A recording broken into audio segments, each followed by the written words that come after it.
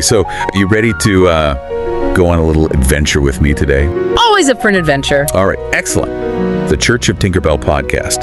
Faith, imagination, the power of belief. Love and acceptance to make the world a better place. What would happen if we all just tried to see the world through the eyes of a child again, even for a moment? It's a beautiful thought, isn't it? It is. The Church of Tinkerbell. The Church of Tinkerbell. All right, I'm intrigued. Okay, so today we're taking a deep dive into a source that, well, it offers a truly radical approach to self-acceptance. It's quite something. Yeah, it really challenges a lot of the standard ideas, doesn't it? Especially around worthiness, belonging. Exactly. For anyone who's ever felt like, maybe they don't quite fit in, our source material for this is an article titled, "You're Not Broken, You're a Miracle." And it comes from the Church of Tinkerbell. They describe the article itself as a love letter to every soul who's ever been made to feel unworthy. That's quite a frame. A love letter. It is. So our mission today is basically to unpack the core philosophy here. We want to look at how it tackles those really pervasive feelings of inadequacy, right, and how it might offer a path, maybe a profound one, towards self-validation for you listening in. Sounds good.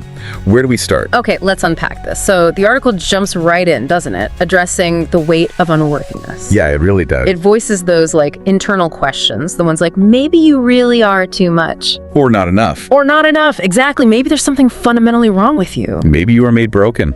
That one hits hard. It really taps into that deep, deep doubt so many people carry around, and it doesn't hold back on where these messages originate. No, it lists them out. It details how the preachers, the teachers, the parents, the lawmakers, the peers, they all kind of contribute. It says they wrap their warnings in scripture, in science, in shame, and crucially, they often claimed it was love. Right. That we only want what's best for you line. Yeah, right before telling you to change the core of who you are. And the result, as the article describes it, is this really deep internal burden. Yeah. This learned belief that, okay, if I want love, I have to change who I am. It's just a heavy thing to carry. It truly is. And what's really insightful, I think, is the source points out, is how these external pressures, they aren't just individual opinions floating around. Yeah. They get woven into the actual fabric of our social systems. Right. Okay. Yeah. So shame stops being just a personal feeling. It becomes almost like a structural reinforcement, making you feel unworthy. So it's systemic. Exactly. It really makes you question how much of what we think of as a personal failing is actually, built by the society around us. Wow. That's a perfect lead-in, because countering all of that, the Church of Tinkerbell puts forward its central, really countercultural assertion. What is? You are not broken. You are a miracle. Just straight up, a complete reversal. A complete inversion of how many of us are, taught to see ourselves.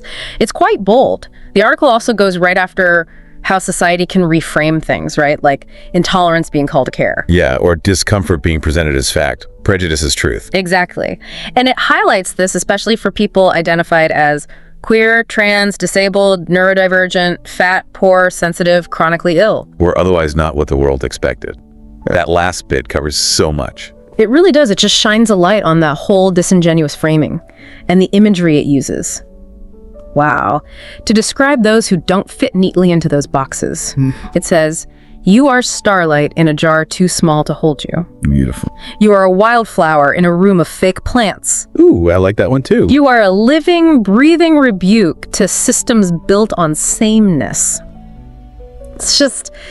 It's not just poetry, is it? It feels like a declaration. It's absolutely a declaration. And that imagery, it's doing more than just sounding nice. It's profoundly reframing the whole situation. How so? Well, we're often taught, aren't we, that being different is, well, it's a deviation. A problem, maybe. Right. But this article just completely flips that. It argues that the real strength, the real beauty, is in being that starlight, or that wildflower. Okay. It suggests that maybe the problem isn't you or me or anyone who feels different. Maybe the problem is the system's trying to squash that difference. So the framing itself is an act of defiance. I think so, yeah. How does simply shifting your perspective like that become, in itself, a really powerful act? It makes you think. That defiance, that idea, it leads us straight into what the article terms Tinkerbell's gospel. Tinkerbell's gospel, okay. Yeah.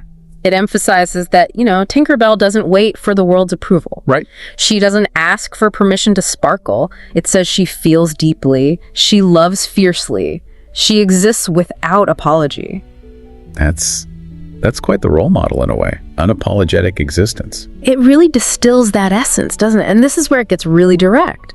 It poses the challenge straight to you, the listener, asking, what if you believed in yourself like that? What if you stopped trying to earn worthiness and simply claimed it? Wow. Stop earning it. Just claim it. Yeah.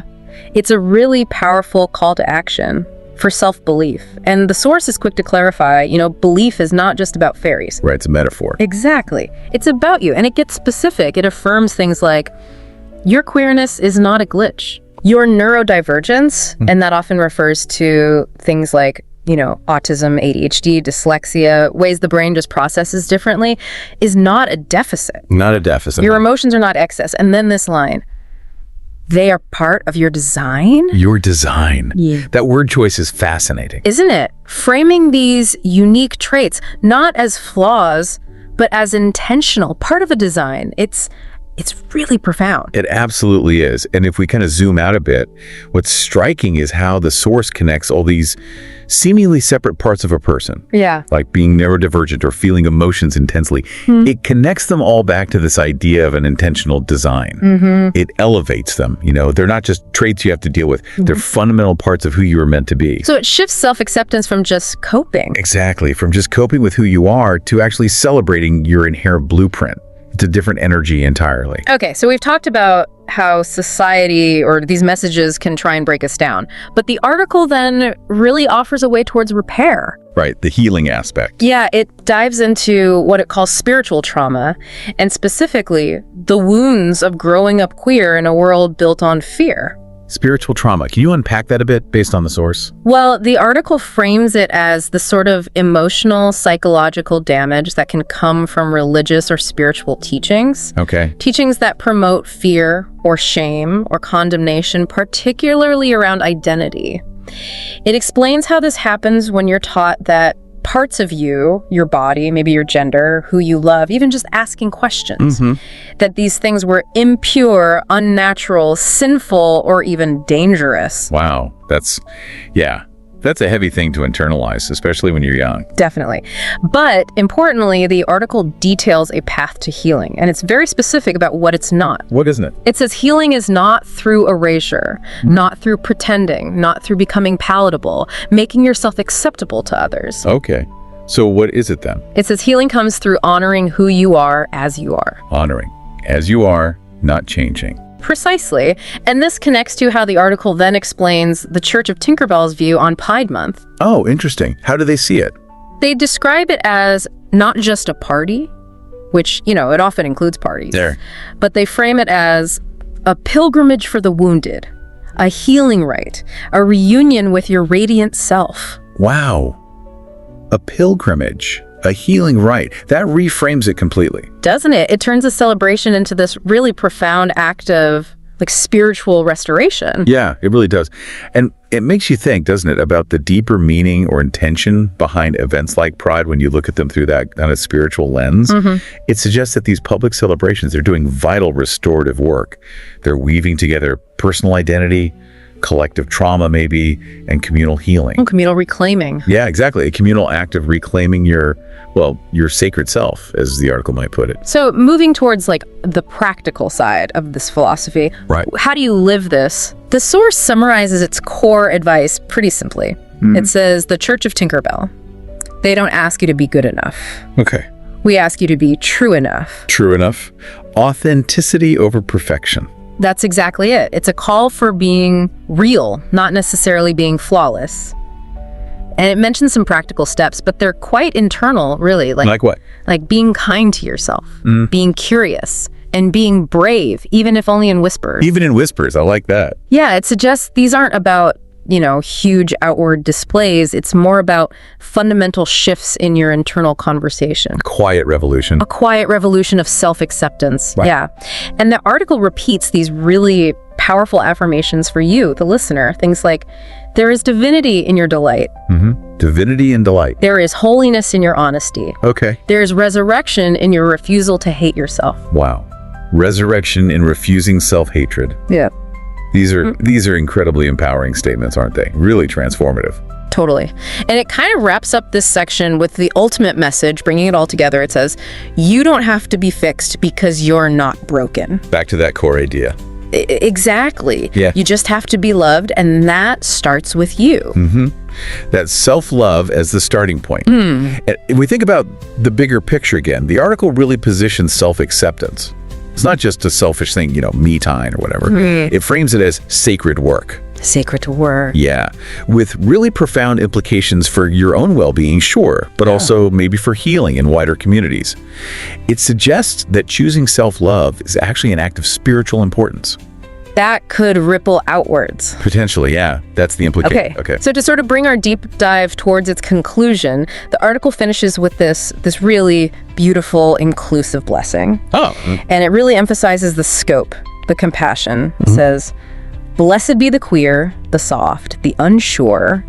Blessed be the ones who hide and the ones who shine. Blessed be the spectrum of gender, mind, and body. Blessed be the survivors of shame.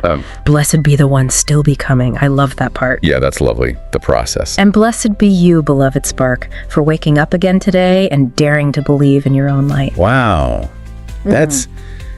That's incredibly expansive, isn't it? It really is. The way it offers that comfort, that affirmation to such a huge range of human experiences. It kind of embodies that radical idea we've been talking about. Yeah. That all parts of you, all ways of being, are worthy of blessing, worthy of recognition, no matter how the world might try to label them. So thinking about all this, what does it mean for you listening? We've gone through this source, and it offers this really unique view on inherent worth, on self-acceptance. It's fundamentally a message of radical affirmation, especially in a world that often seems to want to shrink difference or pathologize it. It's about remembering maybe that you're not some kind of project that needs fixing. Right. But maybe a miracle that deserves honoring. A miracle to be honored. And that leaves us, maybe you, with a really potent question to sit with. What if you really truly embraced this core idea that you are not broken, that you are in fact part of a unique design? If you really let that sink in, how might that fundamentally shift things? How might it change your approach to your own personal growth, or even how you deal with the societal expectations that you bump up against every day? That's definitely something to mull over. It's an invitation, really, to maybe reconsider the entire foundation of how you see yourself. Thanks for going on this little adventure with me today. Anytime. And listener, keep sprinkling that fairy dust, all right? We'll see you next time.